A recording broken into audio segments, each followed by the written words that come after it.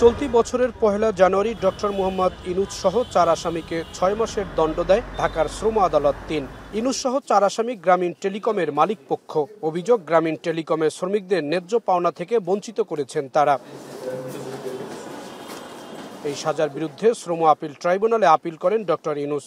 Appeal আমলে নিয়ে ৬ মাসের সাজা ও দণ্ড স্থগিত করে ট্রাইব্যুনাল। এই আদেশের বিরুদ্ধে রাষ্ট্রপক্ষ আপিল করে হাইকোর্টে। রাষ্ট্রপক্ষের আবেদনের উপর শুনানি করে ট্রাইব্যুনালের আদেশ স্থগিত করে হাইকোর্ট। একই সঙ্গে রুলও জারি করে। হাইকোর্টের দেয়া রুল নিষ্পত্তি করে ডক্টর ইনুসের বিরুদ্ধে মামলা চলবে এই মর্মে রায় দেয়া হয়।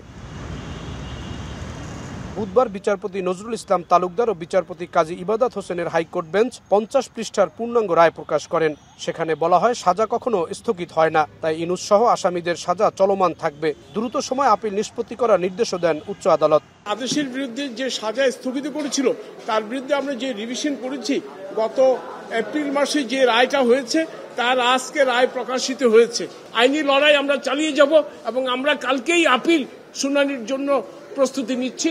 আমরা শুনানি স্টার্ট করতে পারবো।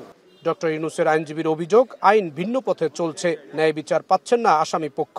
সাজাটা যে দেওয়া হয়েছে যে সেটার জন্য আমরা সেন্টেন্সটা স্টে চেয়েছি এবং যে নির্দেশনা দেওয়া হয়েছে এটা স্টে চেয়েছি এবং বেল চেয়েছি।